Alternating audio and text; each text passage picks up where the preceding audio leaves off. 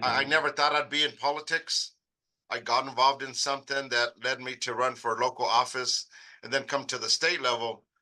So, my biggest issue, I say, when I came to the state legislature is I had to quit my EMT job as in the private sector. My last 24-hour shift, it was a very busy shift, right? And I wasn't sure if that was going to be my last shift because it was kind of in the gray area where, hey, with any time now, they're going to call you up to get sworn in, right? So I went on my 4-dayer because I worked, Kelly's schedule, 10 shifts a month.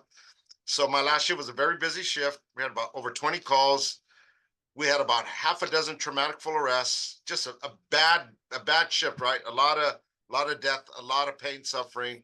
And I remember in the morning before I left, I told my partner and folks at the station, hey, I don't know if I'm gonna come back because I might get sworn in next week, but I don't know.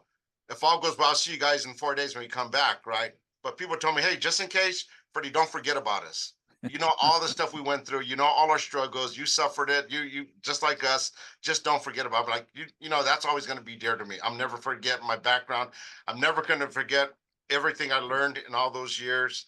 And like I said, it was my last day. I didn't think it was because 2 days after I got called up, hey, we need to get sworn in.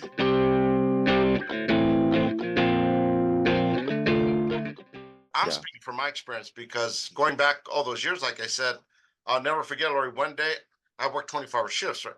Half of my shift, 12 hours, was standing in a hallway with the patient. And like I told folks, do you know what it's like standing against a wall for 12 hours? And we have the heavy boots, right, that we wore Yeah. in our gear. So taking an ambulance out of service for 12 hours because the hospital was full. And we're just standing there waiting. And I would tell folks, right, when we have these meetings, right? I would tell them, do you know what it's like? I go, because I'm going to tell you from personal experience what it's like standing for up to 12 hours against a hospital wall. This is Yeah. why this legislation is important. This is why I'm fighting for change. And Yeah. it took a couple of years, but finally we got it to in a better place, and now it's signed into law.